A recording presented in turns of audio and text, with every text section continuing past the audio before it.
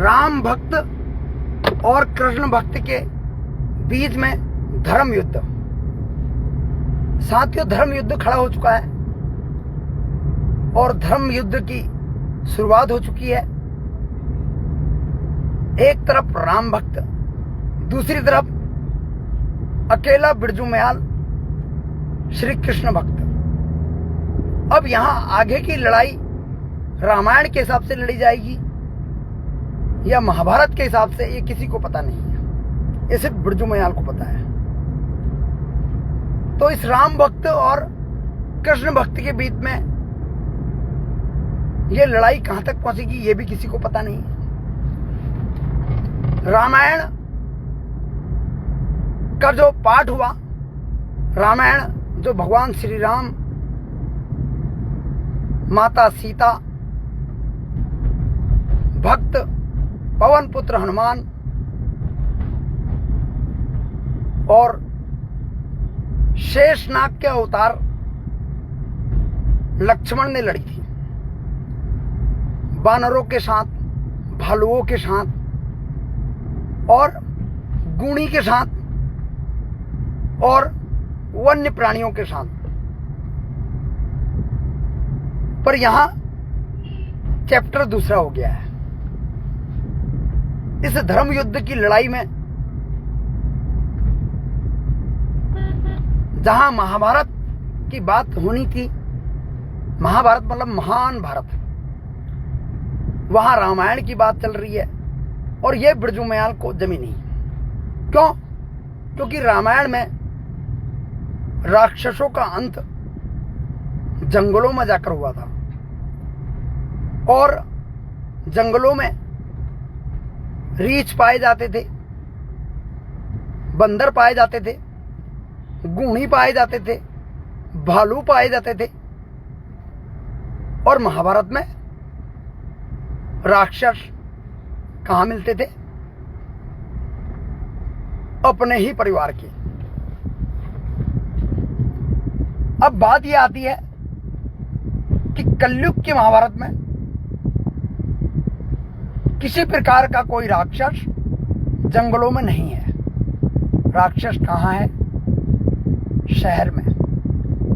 तो उस हिसाब से अगर देखा जाए तो रामायण कहीं भी नहीं दिख रही है, सब जगह महाभारत दिख रही है, महान भारत दिख रहा है। अब यह धर्म युद्ध ऐसी जगह जाके खड़ा हो चुका है जहां एक तरफ अपने आप को राम की सेना बताने वाले ये कलयुगी पुरुष, तो दूसरी तरफ अपने आप को श्री कृष्ण का भक्त बताने वाले बिरजू मयाल। एक तरफ राम के नाम पर गाना गाने वाले कलयुगी वो मूर्ख बालक जो शाम होते ही मुर्गा, दारू, बकरी और मछली खा रहे हैं, जो रामायण में कहीं भी भगवान श्री राम ने, माता सीता ने, पवन पुत्र हनुमान ने और शेषनाग के अवतार लक्ष्मण ने कहीं भी नहीं खाया था।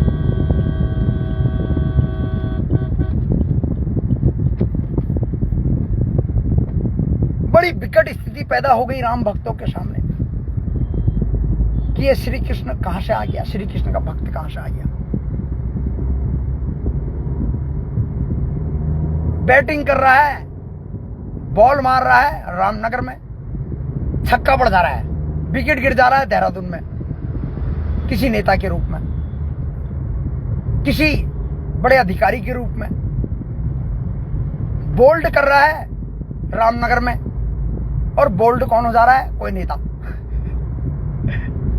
ये कैसी विपदा पैदा हो गई है राम भक्तों के पक्ष में, कैसी विपदा हो गई है। शाद कोतवाली में राम भक्तों ने बिरजू मयाल के खिलाफ तहरीर दे दी मुकदमा करने के लिए, पर शाद कोतवाली के कोतवालों के हाथ कांप गए बिरजू मयाल के ऊपर मुकदमा लिखने के लिए, क्योंकि उनको पता है कि अगर कोतवाली में बिरजू मयाल के खिलाफ हम मुकदमा लिखते हैं तो उसका मतलब उस कोतवाल के ऊपर भगवान विष्णु का सुदर्शन चक्र चलना निश्चित है। क्योंकि आज तक जिस भी कोतवाल ने मेरे ऊपर पेन चलाई है उसकी जिंदगी नरक बन गई है। जिस सीओ ने मेरे को घर से उठाया है वो हॉस्पिटल में भर्ती होने के बाद बीमार हो चुका है और किसी भी प्रकार का उसको कोई ना पूछ रहा, वो चाहे बलजीत फाकुनी हो सीओ, वो चाहे किसी थाने का थानेदार हो, वो चाहे किसी थाने का दूसरा थानेदार हो। आज वो थानेदार सिर्फ दरोगा बन के रह चुके हैं। एक टाइम में वो थानेदार थे, आज वो कहीं दरोगा बन के पानी भी नसीब नहीं हो रहा है। क्योंकि पानी देने वाले तो महादेव हैं जो भगवान विष्णु के सार्थक हैं, तो पानी कहां से मिलेगा उनको। हवा देने वाले पवन देव हैं जो भगवान विष्णु के सार्थक हैं, तो हवा कहां से नसीब होगी। मैं खुला चैलेंज करता हूं उन सभी कोतवालों को, उन सभी थानेदारों को कि तुम अपनी पेन की स्याही जरा चला के तो देखो। एक टाइम था, एक वक्त था जब यहां पर ब्रिटिश शासन हुआ करता था, राजा महाराजाओं का राज हुआ करता था। सबका राज खत्म हुआ। किसी न किसी युग में एक अवतार हुआ जिसने इनका अंत किया। आज वो बड़े बड़े असुर बड़ी बड़ी कुर्सियों में बैठे हुए हैं। बिरजू मयाल एक डायलॉग लेके पैदा हुआ था, हा, रावण अभी जिंदा है। तो वो रावण किसी अधिकारी के रूप में किसी डिपार्टमेंट को चला रहा है, वो रावण किसी नेता के रूप में किसी पार्टी को चला रहा है और उसने सत्यानाश कर दिया है। तो उन सभी कलयुग रूपी असुरों का नाश होगा। और कौन करेगा? भगवान विष्णु। वो क्यों करेंगे? क्योंकि सुदर्शन चक्र उनका है, जीवन चक्र उनका है और मनुष्य की उत्पत्ति भी उन्होंने ही की है। उनकी मर्जी के बिना पत्ता भी नहीं हिल सकता, उनकी मर्जी के बिना हवा भी नहीं आ सकती, उनकी मर्जी के बिना बारिश भी नहीं हो सकती, उनकी मर्जी के बिना कोई पक्षी भी नहीं उड़ सकती, उनकी मर्जी के बिना बाघ जैसा देश का पशु रूपी प्राणी, बाघ क्या है? बाघ हमारा भारत का केंद्रीय पशु है और माता रानी का वाहन है। वो भी अगर किसी को मार रहा है तो वो जानबूझ के नहीं मार रहा है, वो आदमी कहीं ना कहीं लिप्त है भ्रष्टाचार में। आज से पहले आपने देखा कि आम लोगों को बाघ ने निवाला बनाया। आज नवरात्रि का पहला दिन है। सभी माताओं बहनों को नवरात्रि की ढेरों सारी शुभकामनाएं। 9 माताओं के तुम व्रत लोगे पर तुम खुद आज तक माता नहीं बन पाए।